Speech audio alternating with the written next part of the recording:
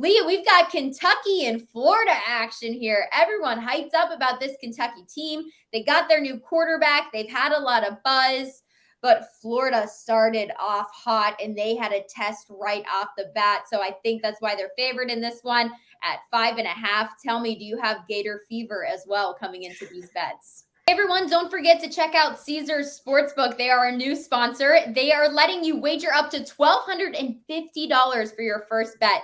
If you don't win, don't worry. You'll get 100% of your stake back as a free bet. And win or lose, you'll get $1,000 reward credits and $1,000 tier credits. All you have to do is go to Caesars Sportsbook and use the promo code PICKSFUL.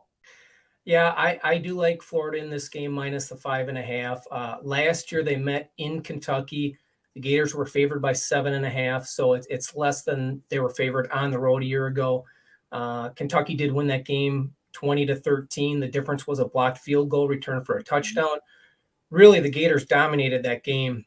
They were +8 in first downs. They had 160 more yards of total offense and a 13-minute time of possession edge. So I think that will be fresh on their minds heading into this matchup this week. And when you look at last week's results, as you mentioned, Florida's off that big win. Kentucky beat Miami of Ohio, an average MAC team from a year ago. They beat them 37-13. They had two big plays in that game, a 100-yard kick return, and then they recovered a fumble, returned it down to the 8-yard line, which led to a quick score. So that kind of put the game away early.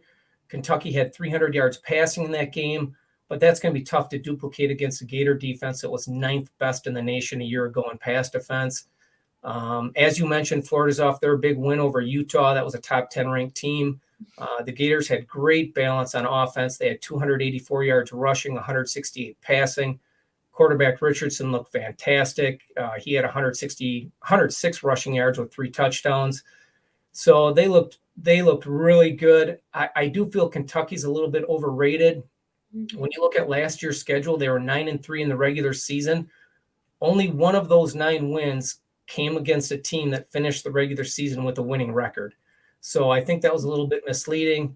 A couple of nice against the spread trends that favor Florida in this matchup. They're 12-8-1 against the spread. Their last 21 as a home favorite since 2018. And more importantly, they've won those games by an average of nearly 24 points per game.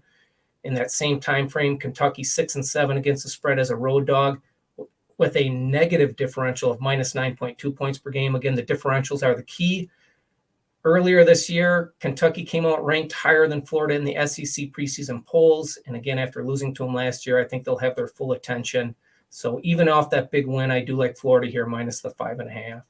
Yeah, and keep in mind too, I know you've been mentioning a lot about the averageness maybe that Kentucky has. They were only scoring around 32 points per game last year. And then when you look at their first game, like you said, with 2 of those scores being off of potential errors, you may not be getting that from a Florida Gators team that has looked pretty solid right from the jump. So I like what you've got going here in the college football world, Lee.